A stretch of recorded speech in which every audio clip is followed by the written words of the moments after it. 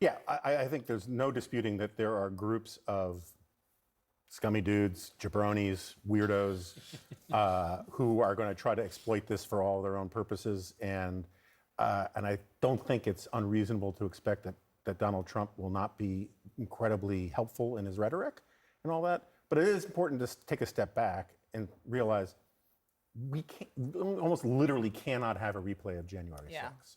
The law has been changed to make the legislative maneuver much, much more difficult. And Donald Trump is not the sitting president of the United States. So he doesn't have the ability to influence events the way he did before. Do I think if he loses, will he claim it was stolen? Absolutely. Yeah. Will that be dangerous and contemptible? Absolutely. But it's a manageable problem, even though any violence is just outrageous. And there could be, on the other hand, there could be violence from the left if Trump wins. I mean, who knows? And you should have zero tolerance for it, regardless of the ideological valence. I agree. I think the only exception I would say to what you just mentioned is that there is some concern that if Republicans keep the House and Mike Johnson oversees the certificate, that it has been unclear. I mean, he has said, I'll certify the election if the election is a free and fair and safe. There's always been these like caveats and workarounds, and I think there has been some concern that if Trump does lose, what will he do if Republicans keep the House?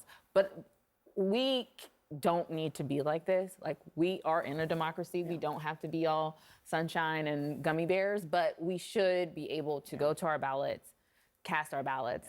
The election workers should feel safe walking from their car to their office and back without security. We should let the votes be counted.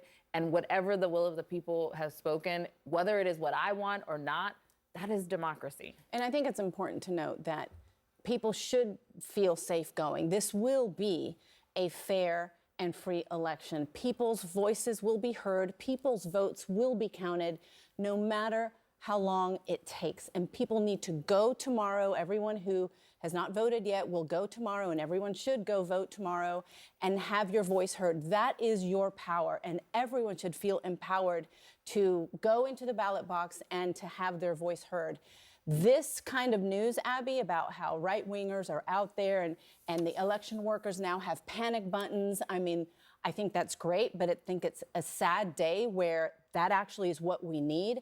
I think this is another proof point about what Americans feel like that are sick and tired of this, political division and the hatred and the violent rhetoric coming from the other side, which is why we want to turn the page. It may not be, to your point, Jonah, that Trump is directing all of it, but let me just read a little bit more from the Times reporting. In New Hampshire, one Telegram channel instructed people to question local officials in person about absentee ballot tallies. In Georgia, followers of a local Telegram channel were urged to attend election board meetings to argue for limits to absentee voting. And in New Mexico, people were told to monitor voting stations with cameras, file police reports if necessary, and be ready to, quote, fight like hell. So it's kind of diffused. It's all over the country. And maybe these are all people just acting of their own accord. But they're doing that because Trump spent the last 4 years ceding the ground. And honestly, he's been doing it even tonight.